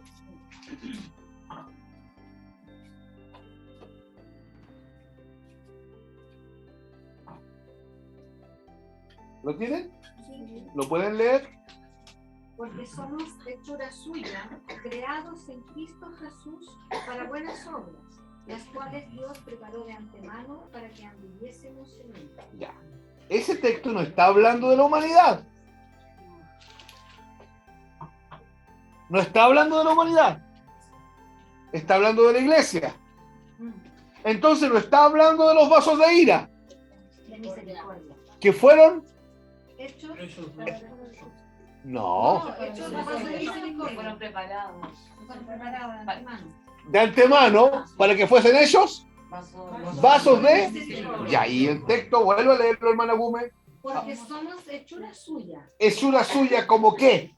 Como Como barro. vasos de Como vaso de barro. De... No, No, de misericordia. de misericordia, ya. A eso se refiere, porque somos hechura suya, como vasos de misericordia. Ya, siga leyendo. Creados en Cristo Jesús. Creados en... ¿Qué significa en? Dentro de Cristo. Si no estás dentro de Cristo, no eres cristiano. Creados en Cristo Jesús, ¿ya? Para buenas obras, Ok. las cuales Dios preparó de antemano. ¿Qué preparó de antemano? ¿Qué Buenas obras? Las buenas obras que usted hace hoy día. Y nos dice para que usted las haga. Para que andemos. ¿Y por qué hay que andar en ellas y no hacerlas? Porque ya están hechas. Porque está en ellas. ¿Quién las hizo? Dios. ¿Y qué tengo que hacer yo? Nada. Vivir tranquilo. Y todo lo que vaya pasando es obra de Él en usted y no usted haciéndolo. Quiero leer la otra versión. Mire cómo dice. Pues somos la obra maestra de Dios. Y hermanos, sí, pues, somos una obra maestra porque de un vaso de ira que estaba listo para apoleia, ruina y perdición, Él hace un vaso de misericordia y lo hace magistralmente. No nos cristianiza, nos evangeliza. Hermanos, el evangelio no mejora a nadie. Oye, anda a la iglesia porque seas mejor persona. No, eso es cristianizar. No, el evangelio, una vez que nosotros llegamos al evangelio, el evangelio nos toma y nos manda al tallo de la basura. Y Él crea algo nuevo. Y lo que Él crea nuevo es una fusión milagrosa, una perfecta amalgama entre Cristo y usted. Perfecta, es algo perfecto. Donde usted es totalmente absorbido por la persona de Cristo. Y usted no se ve. Solamente se ve Cristo. Ahora, yo sé que usted se para frente al espejo y usted dice, me falta aquí, me falta aquí, me falta aquí, me falta aquí, me falta aquí, me falta aquí, me falta aquí, me falta aquí. Y le falta tanto que se desanima y no se congrega. Dile que está a tu lado, ese fue para ti. ¿Ya? Le falta tanto que se desanima y no se congrega. Ahora, mire cómo es la cosa. Cristo y usted, una sola, dos personas, pero un solo ser, perfectamente amalgamados, donde usted está siendo absorbido por la persona de Cristo y Dios lo único que ve es a Cristo. Métase eso en la cabeza. Dios lo único que ve es a Cristo. Dios se relaciona con usted, sí, pero Dios ve a Cristo. Y cuando ve a Cristo ve algo perfecto, algo recto, algo justo, algo santo. Ve algo que lo agrada permanentemente. Usted no tiene que hacer nada para agradarlo a Él. Usted estando escondido en Cristo, usted lo agrada perfectamente. Por eso es que ustedes, como dice aquí en esta versión, la obra maestra de Dios. Él nos creó de nuevo en Cristo Jesús, a fin de que hagamos las cosas buenas que preparó para nosotros tiempo atrás. Es más que hagamos, ya es como dice la Biblia de ustedes, para que andemos en las obras que Él preparó de antemano. Lo más importante que necesitamos recordar permanentemente para no ser engañados con respecto a este tema Dios nunca tuvo necesidad de hacer ningún vaso de ira. ¿Está claro eso? Sí. ¿Por qué? Lo han hecho. Dios nunca tuvo necesidad de crear vasos de deshonra. ¿Está claro? ¿Por qué? Toda la humanidad. Listo. Dios nunca tuvo que preparar a nadie para el infierno. Todo, hermano, pero piensa un poco. Mire la estupidez nuestra. Y lo digo con respeto, con cariño también, para que no se me enojen. Pero usted se embaraza, hermana, le nace una guaguita y usted le hace un baby shower. ¿Qué está celebrando que va para el infierno?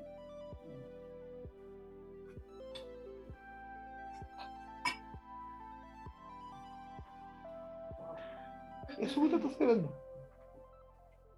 Porque nació un muerto en pecado y delito. ¿Y qué tendríamos que hacer? O sea que no es una bendición. No, si es una bendición que nazca un hijo. Los hijos son siempre una bendición, pero yo tengo que asimilar que ese hijo necesita oír a Cristo y el Evangelio. O sea, lo peor que yo puedo hacer como mamá, como papá, esto es un paréntesis, es castigar a mi hijo y decirle, ya, mañana no va a la iglesia. Castígalo con otra cuestión, pero no con eso. Lo peor que puedes hacer es no tenerlo en las reuniones con nosotros. Lo peor que puedes hacer. Porque ese niño le va a durar su niñez. La niñez es un estado de inconsciencia frente al mal. Le va a durar poquitito. Nosotros no sabemos en qué tiempo un niño deja de ser niño. Y en algún momento va a dejar de ser niño. Y cuando deje de ser niño, la ira de Dios va a estar sobre él. Y si no conoce a Cristo, va a arder en el infierno. Hoy día no podemos decir, es que murió de 7 años. No, porque hoy día a los 7 años un cabro ya sabe más que los viejos de 40. No es el mismo niño de 7 años que éramos nosotros hace 50 años atrás. ¿Estamos correctos? Claro con eso, ¿cierto? Hay una información, hay una carga sexual, hay una carga de maldad, hay una carga de depravación hoy día en la que el niño nace, que no tiene nada que ver con 50 años atrás. Totalmente diferente. Y hay un poder satánico en este tiempo liberado, no como antes. Hoy día nuestros hijos no se enfrentan a lo que nosotros nos enfrentábamos. Hermano, nosotros probamos la marihuana, los más pecadores, yo sé que aquí hay gente santa.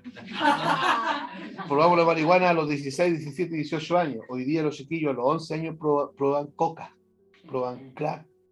A los 9 años están probando éxtasis, droga dura. ¿Qué hacemos con eso? Dios nunca tuvo la necesidad de preparar a nadie para el infierno. ¿Está claro, cierto? Dios no ayuda a nadie a ir al infierno. Él nunca va a ayudar en una cosa que condene. Él condena aquello que ya está condenado. Pero Él no está condenando a nadie ni apartando a nadie para la condenación. El problema es que muchas veces las traducciones de Biblia que tenemos en nuestras lenguas es muy pobre. Lamentablemente el español es una lengua muy romántica, ¿ya? No es una lengua conceptual, es muy romántica por la sinonimia y la antonimia. Y eso hace que la expresión verbal empobrezca en vez que haya una riqueza literaria. No es como leer el griego. Por ejemplo, aquí aparece preparados para la destrucción. Y lo primero que viene a nuestra cabeza es que Dios los preparó. Y ya les expliqué que Dios no está diciendo eso. ¿Me acompañan a 1 de Timoteo capítulo 2, versículo 4, hermanos? 1 de Timoteo capítulo 2, verso 4, dice, aquí está un poco, voy a poner un poquito de argumento a la respuesta que le dimos a Vanessa. El cual quiere que todos los hombres, ¿cómo dice? Sean salvos. Yo pregunto entonces, ¿cuál es la voluntad de Dios? Todos los hombres son salvos. Y que vengan al conocimiento de la verdad. Hermano, ¿cuál es la voluntad de Dios con respecto a la salvación de los hombres? Todos los hombres sean salvos. Que vengan al conocimiento de la verdad. Y si todos los hombres son vasos de ira, ¿qué es lo que Dios quiere? ¿Cuál es la voluntad de Dios con respecto a los vasos de ira? Que sean transformados en vasos de cocina. ¿Un porcentaje o todos? Todos. Eso es lo que Dios quiere. Ahí lo dicen. Lo dice su Biblia, ¿no? Sí. Entonces no podemos aceptar que alguien nos diga que hay algunos que vienen predestinados para ser salvos. Y hay otro grupo que viene predestinado para condenación. Eso va contra lo que usted acaba de leer. ¿O no? Sí. Porque, ¿qué dice ahí? Primero, ¿qué expresa el versículo 4? ¿Qué expresa? La voluntad de Dios. El deseo de Dios, la voluntad de Dios. Ya, yo pregunto ahora, ¿cuál es el deseo de Dios? ¿Cuál es la voluntad de Dios? Que todos los hombres sean salvos. Primero, que todos los hombres sean salvos. Y segundo, Que todos vengan al conocimiento de la verdad. ¿quién es la verdad? Cristo. Que vengan al conocimiento de quién. De Cristo. ¿Algunos hombres? No. Todos los hombres. ¿Cuál es la voluntad de Dios? Que todos los hombres sean salvos. Y Y que vengan al conocimiento de la verdad. fíjense que no está, lo segundo no está antes. Primero hay que ser salvo. Para pasar la vida conociéndolo a Él. Le preguntaron a Jesús, Señor, ¿en qué consiste la vida eterna? Porque los que le preguntaron eran fariseos, entonces ellos querían una lista. Una lista. Que ellos, exacto. Hay que hacer esto, hay que hacer esto, hay que hacer esto, y esto no. Y porque ellos querían la lista para cumplir, porque eran legalistas. Una persona legalista es una persona que toma una lista y la hace legal. ¿Se entiende? Y, perdón, por obligación, pero la vuelvo legal. Y esta es mi lista y se la paso a la Vanessa. Y si la Vanessa no la cumple, yo le hago caer el peso de la ley. ¿Por qué? Es una lista que yo acabo de crear que la vuelvo legal. Ese es el legalismo. ¿De acuerdo? Y el legalismo no es bíblico. Entonces los fariseos le preguntan a Jesucristo, Señor, dinos, ¿en qué consiste la vida eterna? ¿Qué hay que hacer para conocer la obra de Dios? Dinos, porque somos número uno en hacer lista. Ya, empieza a dictar. Porque ellos querían que le dijeran, mira, córtate el pelo hasta aquí, tómate una chelita al mes nomás, no dos, congrégate 2 días, no 1, levántate a tal hora, lávate los pies tantas veces. Oiga, porque ellos lo hacían así. Así, oraban 3 veces al día, así, regular. Yo no lo he escuchado, pero yo oraba 3 veces al día. Y viene Jesús y les dice, en esto consiste la vida eterna. En que conozcáis al único Dios verdadero y a su Hijo Jesucristo, a quien Él ha enviado. Les vuelvo a preguntar, ¿cuál es la voluntad de Dios para el mundo? Que todos los hombres sean salvos. Y una vez que son salvos, Que vengan al conocimiento de Cristo. entonces yo le hago una pregunta a ustedes en retórica. ¿Ustedes son salvos? Amén. Aparte de hermano Marco, ¿el resto es salvo? ¿Sí? ¿Y en qué estamos? En el corazón. Cuando usted no se congrega, usted rechaza esto que Dios quiere. Porque aquí, hermano, nosotros no estamos aprendiendo mecánica cuántica, ni álgebra, ni literatura. Estamos conociendo a Cristo. Amén. Ni siquiera estamos aprendiendo Biblia. Estamos conociendo a Cristo. Estamos conociendo la verdad. Y por eso mientras vamos conociendo la verdad, caen las mentiras, caen de nuestra cabeza. Un montón de mentiras que hay. Y hermano, y usted no se congrega, usted no lee la Biblia, usted no ora, usted está metido en su mundo, haciendo sus cosas y se está olvidando de que esta es la voluntad de Dios para usted, no otra. Sácate de la cabeza que la voluntad de Dios es que tú rindas al 100% en tu trabajo. Sácate eso de la cabeza. Tú tienes que rendir al 100% en lo que Él quiere. ¿Qué es lo que Él quiere? Que tú lo conozcas a Él. Y deja la pega en manos del Señor. Porque la pega es parte de las obras que Él preparó de antemano para que tú andes en Él. En tu trabajo va a pasar lo que Dios ya preparó para ti. Te van a cambiar de puesto cuando Dios diga y tú no vas a poder ni quejarte. Y vas a hacer bendición donde Dios te lleve. y vas a moverte aquí porque Dios lo está haciendo y tienes que ser cristiano o cristiana aquí y después aquí, y un movimiento que Dios hace, pero tú estás centrado en una sola cosa: conocerlo a Él.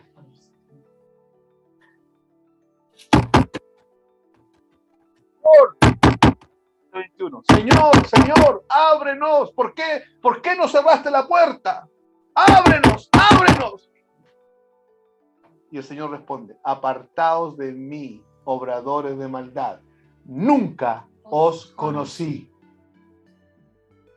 Y los hombres repiten desde abajo: pero Señor, ¿cómo? ¿Te perdiste la memoria? Si en tu nombre echamos fuera demonios, en tu nombre sanamos enfermos, en tu nombre hicimos esto y esto y esto y esto y esto y esto y esto y esto y esto y hicimos seminario, cantamos, adoramos, hicimos coinonía, comimos sopapilla con mate, la hicimos toda, Señor. Y el Señor nos dice: sí, pero yo quería que me conocieras. Y como no me conociste, vas a arder en el fuego eterno. Porque esta es la voluntad de Dios. No equivoquemos el camino. ¿Ya vamos bien? 1 Timoteo 2:4 dice que en el corazón de Dios es la salvación, está la salvación para todos.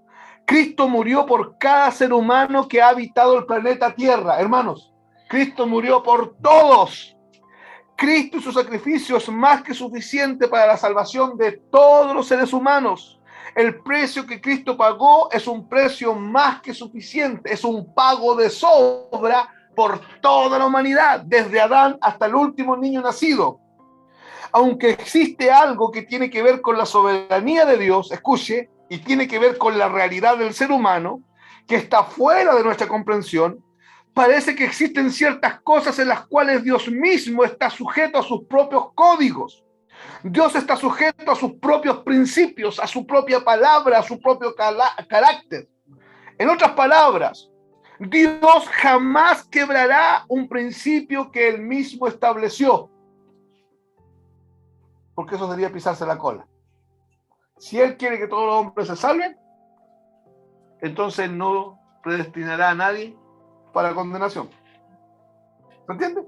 Porque él no va a quebrar sus propios principios, porque Él mismo se sujeta a sus principios. Creo que existen muchos códigos establecidos por Dios en la historia de la humanidad que nosotros desconocemos. El por qué ciertas cosas.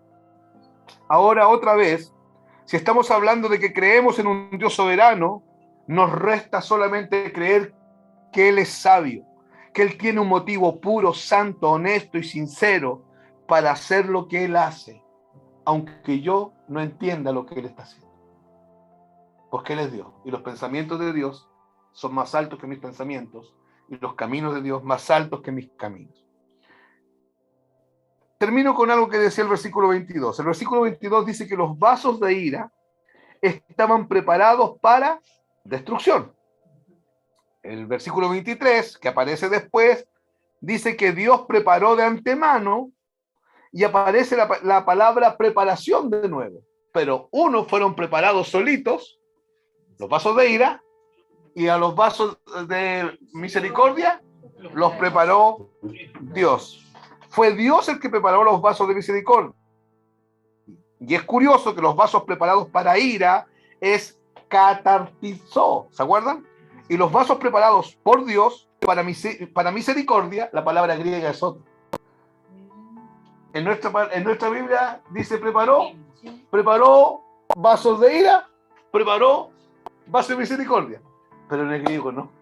Por eso es que es tan importante el origen de la palabra.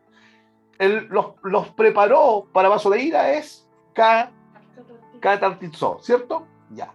Y él preparó para vaso de misericordia es proe, P-R-O-E, proe, toimazo, T-O y latina M-A-Z-O.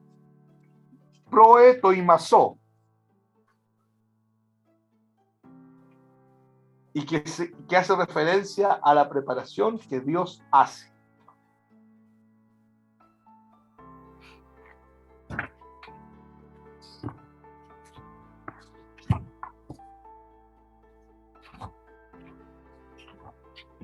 Ya.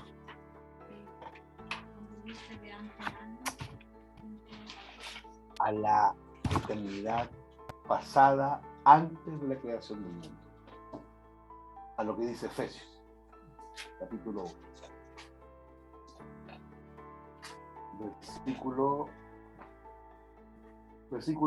Lee el versículo 3, 4 y 5, vale. Yo voy a leerlo en la otra versión. ¿Tú tienes Reina Valera o tienes ahí? Y Efesios 3. La pregunta de la Vanessa fue, ¿ese preparó de antemano a qué tiempo se refiere? Y mi respuesta fue, antes, en la eternidad pasada, antes de la creación de todas las cosas creadas, antes de la creación del mundo. ¿Ya? Ya van. Todavía no estoy pensando la Biblia. ¿Cuál era? Efesios, leamos el 3, el 4 y el 5.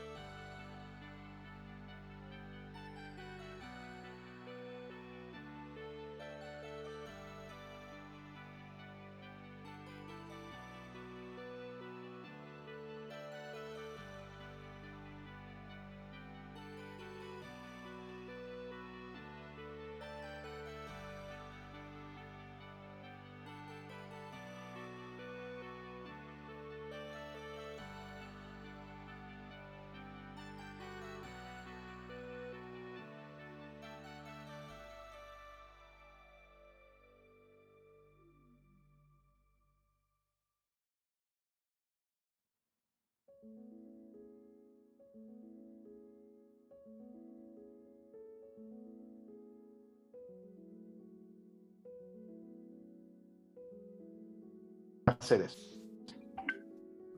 Efesios, Andrea 1, del 3 al 5. Ya, terminamos con esta parte, hermanos. Nos queda del 25 al 33, pero hay unas preguntas aquí que quiero responder, a ver. Ah, ya. Se cortó, hermano, pero volvió solito, eso fue lo que pasó. Ya, ¿alguna pregunta? ¿Comentario? Hermana Gume, hermana Yorki, hermano Marco, Daniela, Vladimir, Soledad, Jacqueline, Nico, Paula, Camila. Erika, ¿se va entendiendo o no?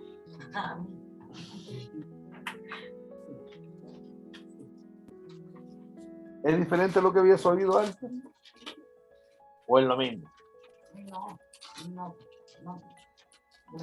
Hay muchos esquemas, muchas formas, malas formas. Marco. Yo comentar con respecto a los famosos paradigmas.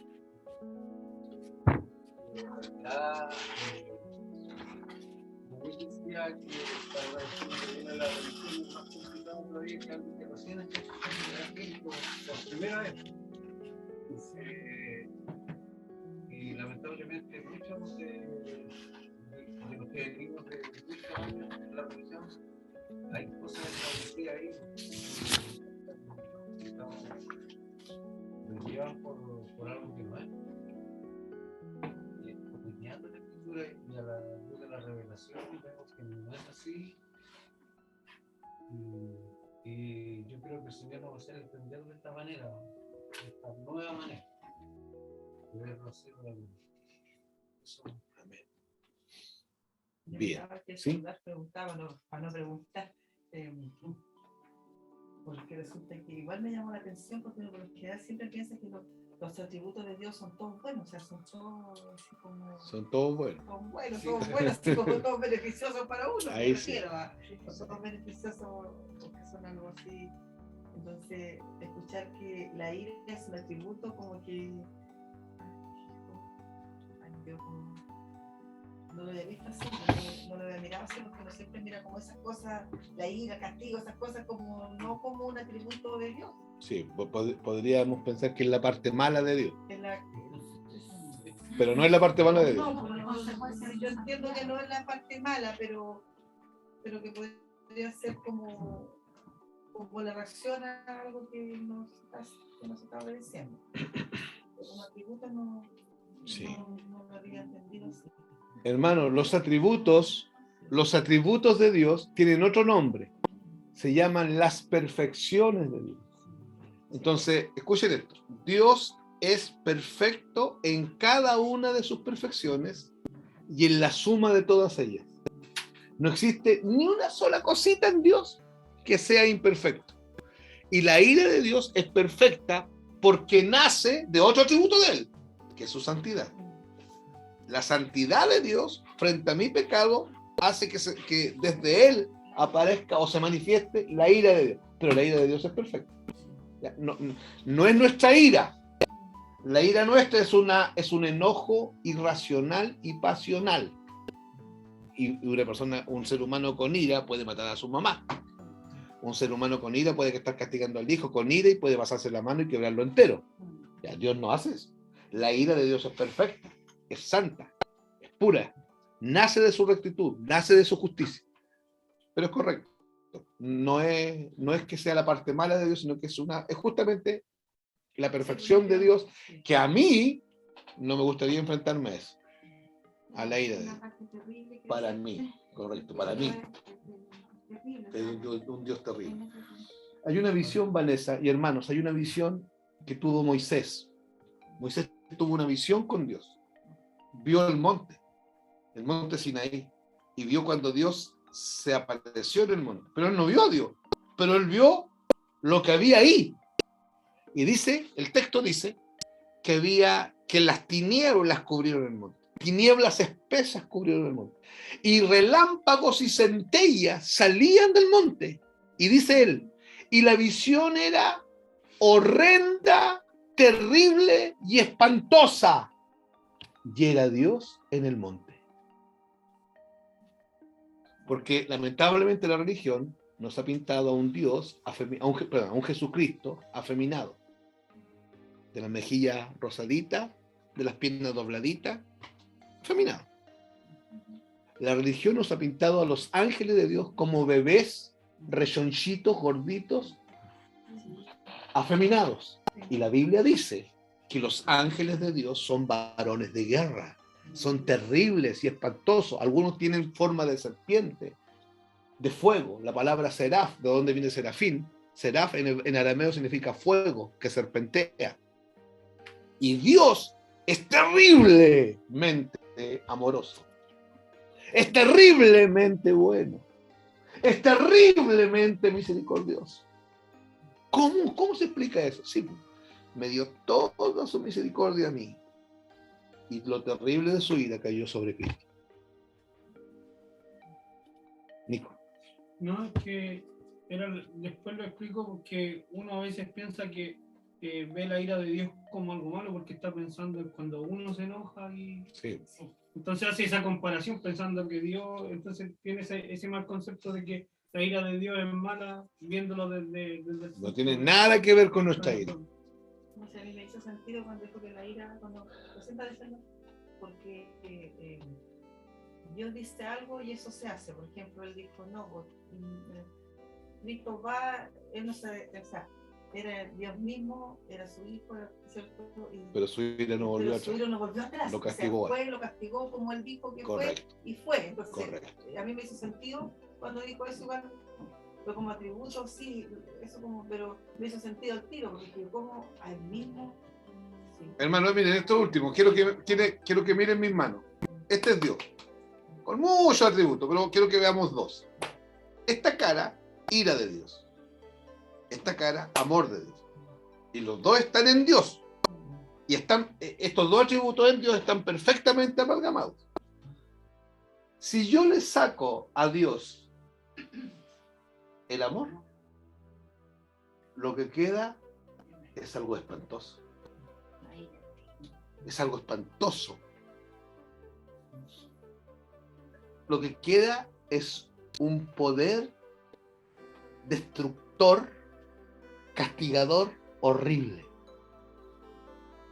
Pero si yo le saco, dejo el amor y saco la ira, queda un Dios emocional y humanista que yo puedo muñequear desde mi humanidad.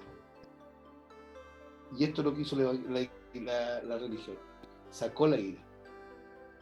Entonces el Dios que está en el cielo es el Diosito, papito Dios, el pulento, el campeón, el de arriba, el que me bendice, el cototo, el que no se olvida, el que me la aguanta toda. No, el Dios de los cielos es grande en misericordia, tardo para la ira, dice. Pero no dice que no tiene ira. Él tomó una decisión. Él, en airarse contra mí, él se demora, porque es longánime. Y en ese tiempo, y se demora para que yo me arrepienta. Pero hermanos, va a llegar el momento en que quien no se arrepiente se va a enfrentar a la ira de Dios. Y la ira de Dios es el infierno. Padre, gracias por este tiempo. Yo me doy cuenta que estás hablando, que los hermanos están entendiendo, más que 2 meses atrás cuando empezamos esto. Gracias. Corre los velos de tinieblas, alumbra los ojos de entendimiento. Yo te pido, Señor, que aquellos hermanos de nacimiento que no están acá, que entiendan de parte tuya, Señor. Tú háblales. Yo no puedo hacer nada en sus corazones, pero tú háblales para que se produzca una realidad en su corazón de una profunda necesidad de ti, de oír, de congregarse, de estar expuestos al Evangelio. Gracias por los hermanos que se congregan vía online desde afuera, Señor, de Coronel, de Angol, de Antofagasta, de Colombia, de Canadá. Gracias, Señor. Bendíceles, bendice nuestras vidas. Te pedimos que mañana guardes el viaje de Andrea desde Antofagasta a Concepción. La vamos a estar esperando para traerla a nacimiento. Permite que el día jueves la reunión de las hermanas con ella aquí sea un tiempo muy bueno, de mucha edificación, de mucha bendición. Nosotros que vamos a estar con los hermanos de Coronel, también permite que sea un tiempo de mucha claridad, de mucho entendimiento, Señor. Y gracias por este tiempo. El día sábado, cuando estemos juntos, también que la coinonía y la cena del Señor sea poderosa en nuestro corazón. Bendícenos y nos vamos agradecidos de ti. En el nombre de Jesús. Amén. Dios les bendiga. Denle un beso, un abrazo a sus hermanos. Chao, hermanos.